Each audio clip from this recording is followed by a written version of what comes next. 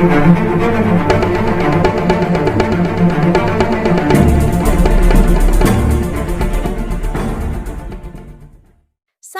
வெளியான Deadpool and வொல்வரின் படத்துல cameo பாத்திரத்துல வந்து அலறவிட்ட லேடி டெட்பூல் பத்தி தான் பார்க்க போறோம்.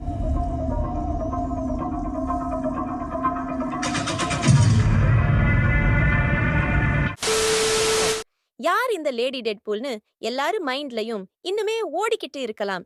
சரி, இப்போ லேடி டெட்பூல் கதைய சிம்பிளா பார்க்கலாம் வாங்க. யுனைடெட் ஸ்டேட்ஸ் ஒரு புதிய உள்நாட்டு போரில் வீழ்ந்த உலகத்திலிருந்து வந்தவர்தான் லேடி டெட்பூல்.